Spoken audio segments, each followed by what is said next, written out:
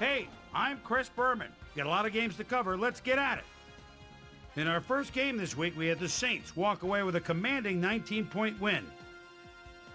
The Steelers lost this one, but will stay at number 3 in the AFC East. In a long-standing NFC rivalry, we had the Bears win their 5th game of the season. Number 45 stepped it up this week and gave his team some added firepower for the win. Number 46 ate up over 100 yards on the ground and helped his Chargers beat the 49ers. Over in Cleveland, home of the Rock and Roll Hall of Fame, we had the Browns get whipped by 34 points. Titans, Lions. Number 1, calling signals at the 9-yard line. Crowd into it now. Rolls right. And look at this toss across his body between defenders. Picture perfect 6. The Lions win this one by the final score of 34-27. Up at Giant Stadium, we had the Jets squeeze out a 4-point victory. We had a big injury in this one, and Trey has the lowdown for us. Trey? All right, Boomer, thanks.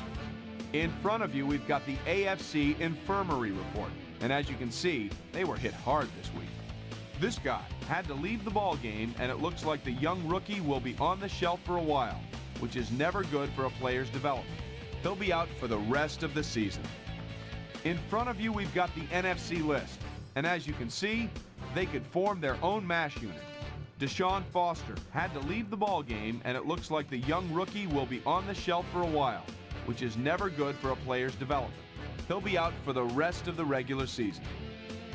Now we'll move on to our top story of the day. This guy will be on the sidelines for a while, and that is not good news for his club. So that'll do it for now. Boomer, back to you. The Patriots got 300-plus yards from their offense in their victory at Pro Players Stadium. The Panthers won on the road and will have to travel again next week when they meet the Jets. The Packers lost this one, but will stay at number 1 in the NFC North. Jaguars, Colts. Eddie George is at the 25-yard line, and boy, his line's been doing a good job for him today. And here they go again.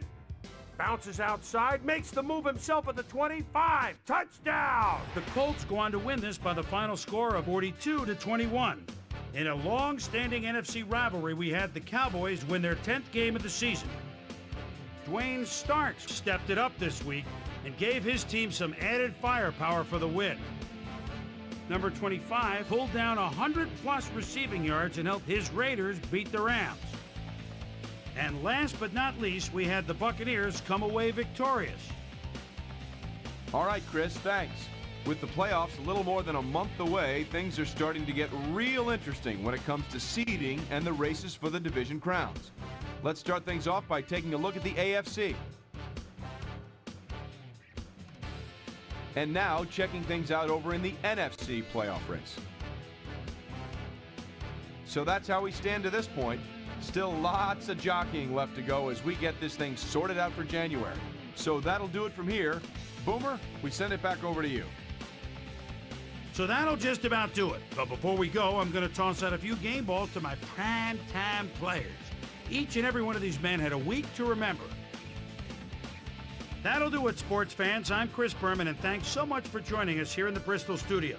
We'll see you next week right here on ESPN, the worldwide leader in sports.